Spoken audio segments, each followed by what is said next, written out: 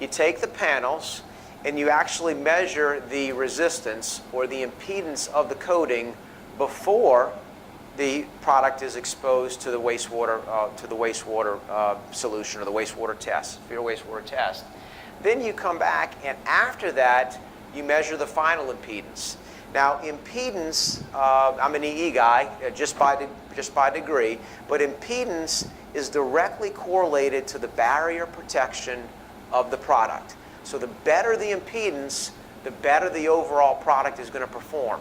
That's information that we received from the pipeline. That's how the pipeline group evaluates coatings. Okay?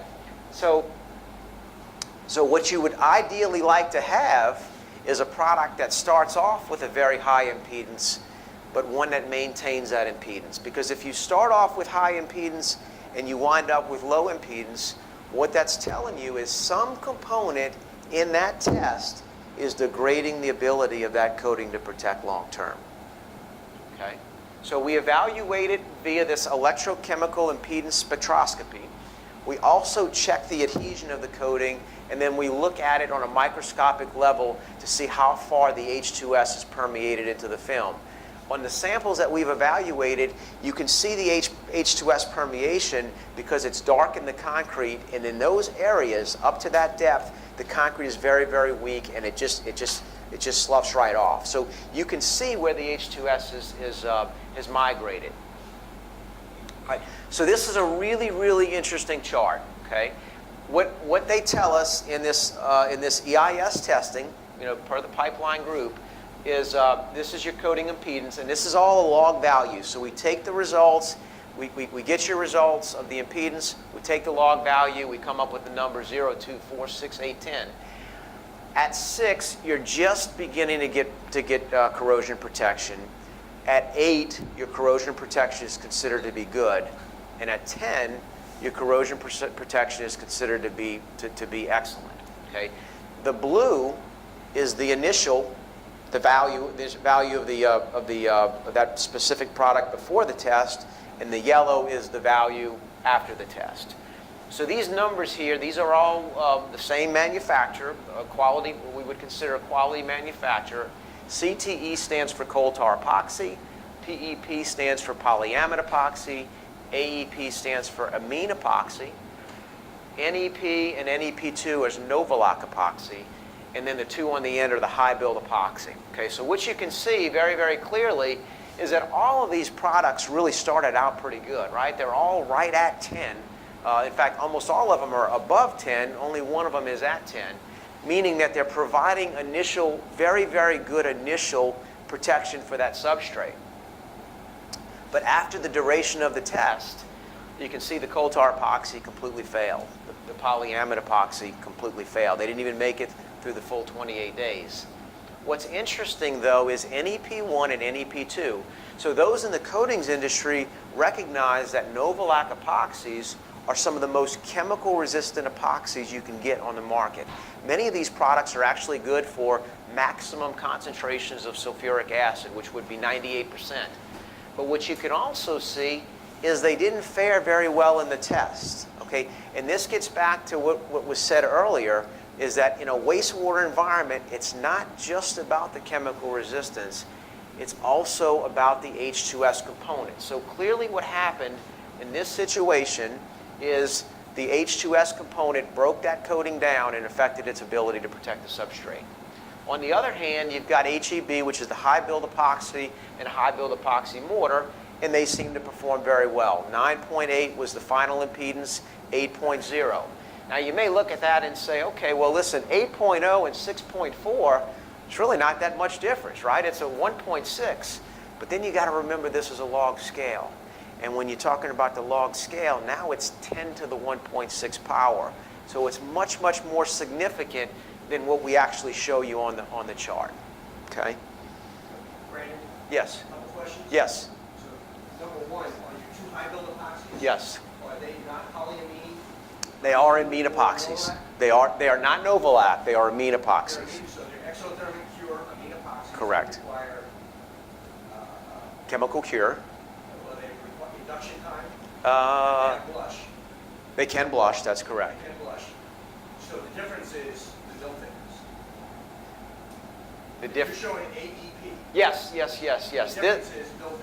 That's correct. So they're just a thicker film AEP. I'm sorry. So let me back up. This is AEP 80% solids product. It's a cycloaliphatic amine epoxy. It's not the same technology as this. These are both amines, but it's a different type of amine epoxy. Different formulation, totally. Different cross-link. Yeah, that's exactly right. You're going to show me. We will. So I love it. That's great information. Just curious, what's the difference between measuring impedance and your dielectric? Okay, so the dielectric strength is the strength of, how can I, let's see. It's your conductivity. You stumped the chump here, Greg. So the dielectric strength is the strength that the coating can resist from an electrical current standpoint. So for instance, this particular product I happen to know has a dielectric strength of 30,000 volts. Okay, so when we do our holiday testing on this product, we typically holiday test it in the 12,000 volt range. So it's got about 2 times the dielectric strength, or the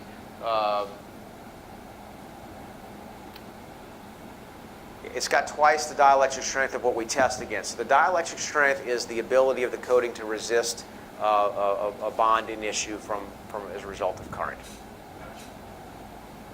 Okay. Any other questions? Ted? Showing a test there on your hydroepoxy survey where you lost about 2% at 1 month.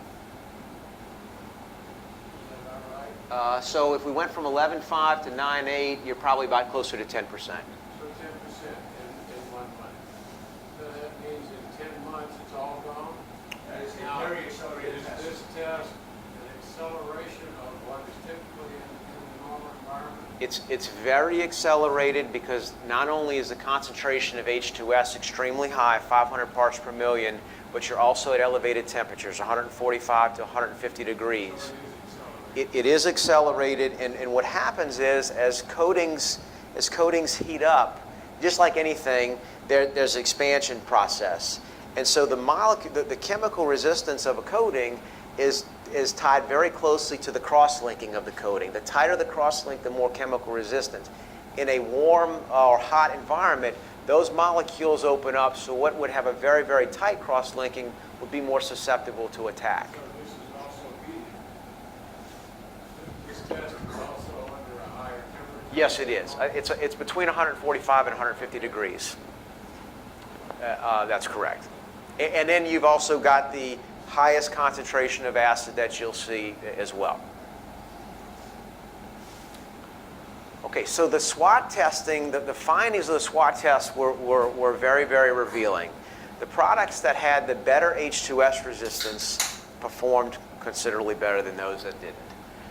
The polyureas and other flexible type materials did not perform very well in this test. They lost bond at the substrate, at the concrete coating substrate.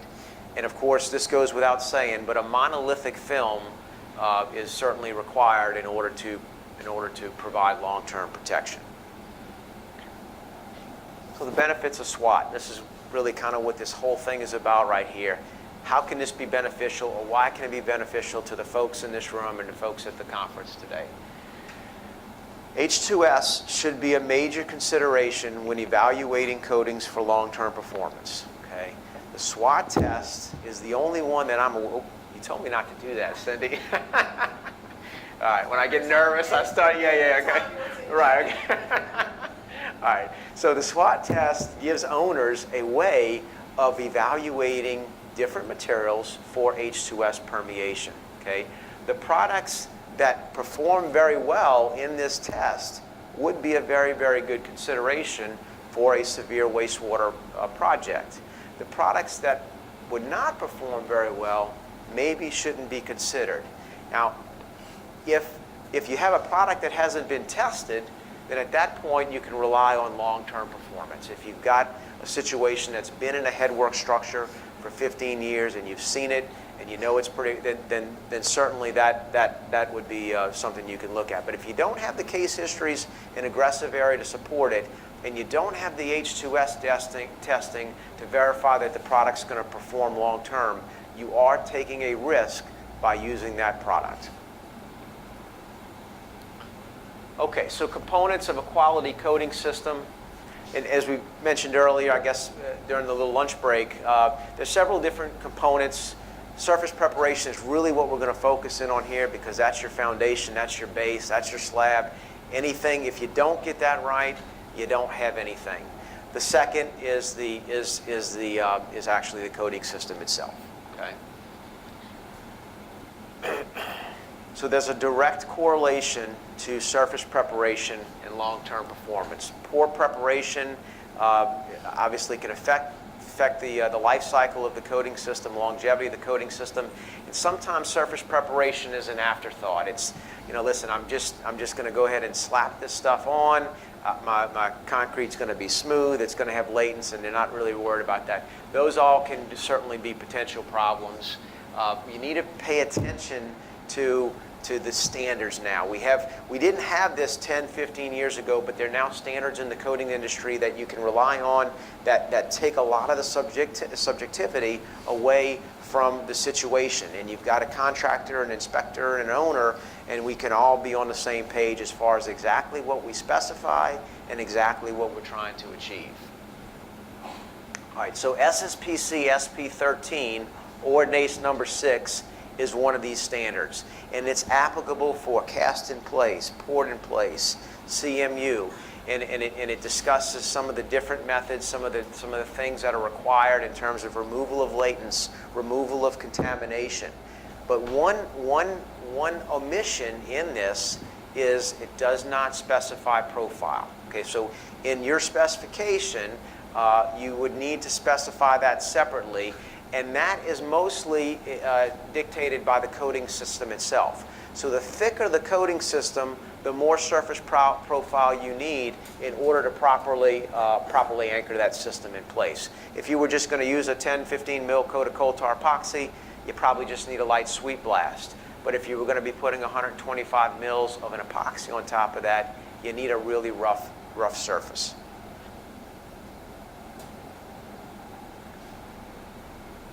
Okay, so the preparation of the surface should be tied directly to the situation itself. Do I have existing concrete or do I have new? If I've got existing concrete in a wastewater stream, in a wastewater situation, I have the potential for contamination. I have the potential for soft, punky concrete or deteriorated concrete. So your surface preparation in an existing environment would be a lot greater than it would be for new construction. We've got some additional variables. Those variables should be factored in as specifications are prepared. We also, regardless of whether it's new or existing, we want to make sure that we have something in place to address the voids, the bug holes, the voids, and the irregularities in the concrete. Okay, so this is the difference between concrete on the left that has not been blasted and then concrete on the right which has. So the concrete on the right, if you can see, has got a lot more profile, and those bug holes are now opened up. So in the new concrete, the unblasted concrete, you're seeing little bitty bug holes. But back behind that bug hole is a huge cavity, and it's virtually impossible to apply a coating over that bug hole and get it pinhole free. So the best way to do it is to blast that bug hole up, open it up, and then you can come back and get plenty of material back in there to get a continuous monolithic film. Okay, all right. So we reference SSPC SP13 as the standard for concrete. This is the best method for specifying surface profile. This is the ICRI, International Concrete Repair Institute. They have CSP, concrete surface profile coupons that range anywhere from 1 to 9. A 1 is a very, very smooth, almost like a really light sandblast, and a 9 almost looks like an exposed aggregate finish, and you could specify anything in between.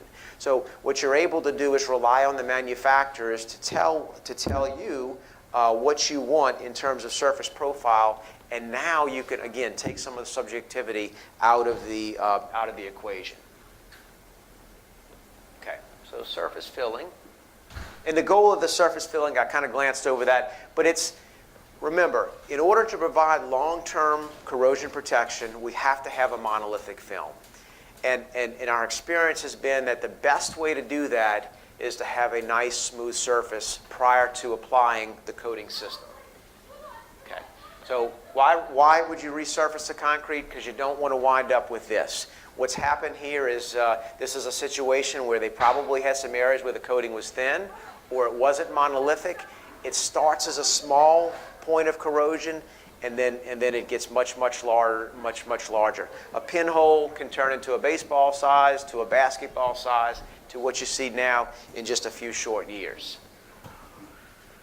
All right, so the goal, what we're trying to do is get a paintable finish. We want to fill the bug holes, we want to fill the irregularities, we want to fill the voids, and we want to create a smoother surface without a lot of irregularities. And that's going to apply both to new and existing concrete. Okay? So one of the requirements, again, this is the SSPC requirement. SSPC in its paragraph or section 4.8.2 addresses the bug holes, it addresses the voids, and then the NACE standard SPO 892 is the NACE standard that essentially does the same thing. Okay, so you have different types of surfacers. If you have new concrete, you're probably going to want to use an epoxy cement. You need that epoxy component because you're not putting the material on very thick, and you need glue to tie all that together. If you just use a regular cementitious material and only skim it out at a 1/16 of an inch, it's probably not going to have a lot of integrity. So you're using an epoxy component because you're just really looking for a 1/16 to 1/8 of an inch. And the nice thing about that is not only does it fill the bug holes, but it helps prevent the outgassing, and it helps provide a smoother surface with filled bug holes, and it does not need to be reblasted. So there's no latent layer. There's no water. You've got the epoxy, so you get a chemical bond between the epoxy top coat and the epoxy resurfacer. Now, if you had a situation where it was an existing concrete structure and you had exposed aggregate like we saw in some of the earlier pictures, that's going to be something where you're going to want to use a more of a mortar, more like a hydraulic cement, because what that does, it's less expensive, and you need thickness in order to build back and get your 2-inch cover over your rebar. So this is the difference between a resurfaced product at the bottom versus new concrete at the top. It makes all the difference in the world and provides a smoother finish. If you can see it, the image at the top has been resurfaced. The image at the bottom, or the bottom portion of that image, was not resurfaced. So it's very, very rough. So what you're going to have is, not only are you more likely to have pinholes, but you're more likely to have thin areas in the coating. The protection of the coating is tied very, very heavily to the thickness of the coating. So if you have areas that are thin, you're inevitably going to have areas that are susceptible and vulnerable to sulfuric acid attack and H2S permeation. All right, 4 or 5 slides left. Coatings for severe wastewater. So what we know is we need to really focus on the vapor space. Our experience is 100% solids are the best products to go from a long-term standpoint.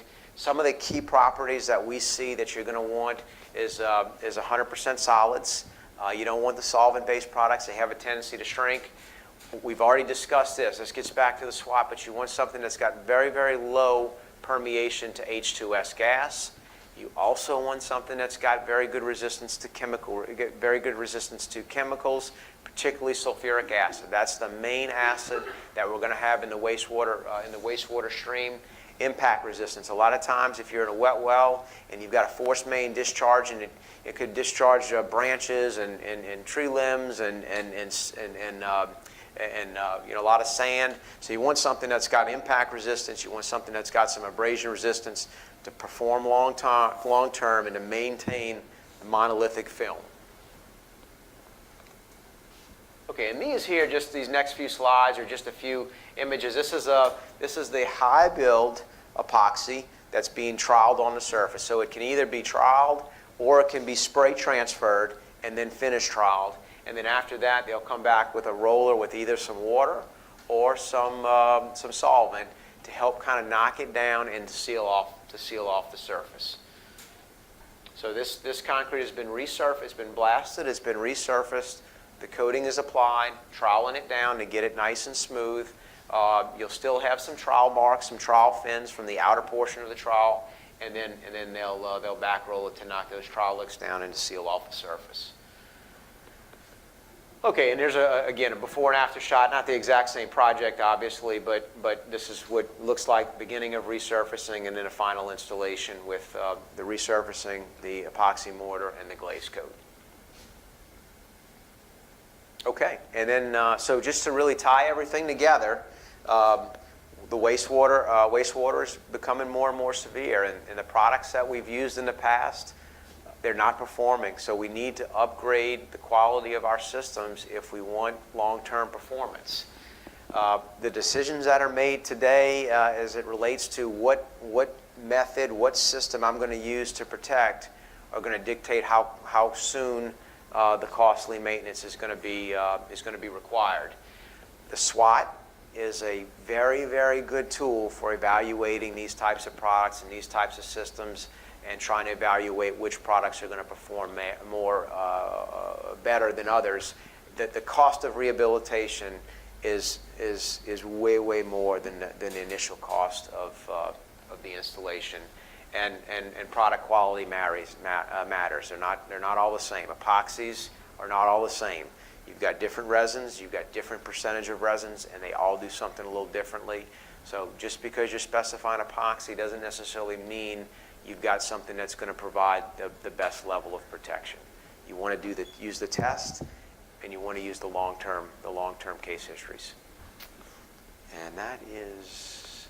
You got a question, but let's keep the mic so people outside can hear too, because I went just to check and they can't hear you if you're on the mic. Oh, okay.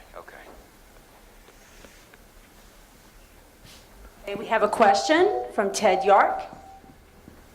Go easy on me, Ted. Actually, just a suggestion. One way of solving the H2S problem would be to get rid of all that hot Mexican food. Okay. My wife would be very disappointed in you right now, Ted. Ted's got jokes. All right. Oh, good. Okay. Is this a serious question? Okay. On your preparation, I didn't see anything about testing the pH of the concrete. Oh, great And- question. And a lot of patching material, if it's too high or too low, it won't hold. And also, the patching with a thin epoxy, did it have to be to match the modulus of the coating, like a high mod epoxy against a low mod epoxy?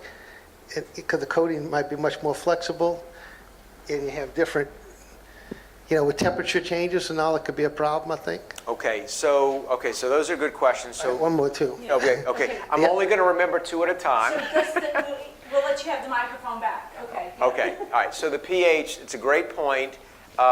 pH is relevant both on new construction, on existing, but different for each. So on new, sometimes you're worried about your pH being too high. So oftentimes the specifications or the manufacturers will require that the concrete cure a minimum of 28 days. Part of that is for hydration. We want the concrete to hydrate. We want the moisture to come out of the concrete.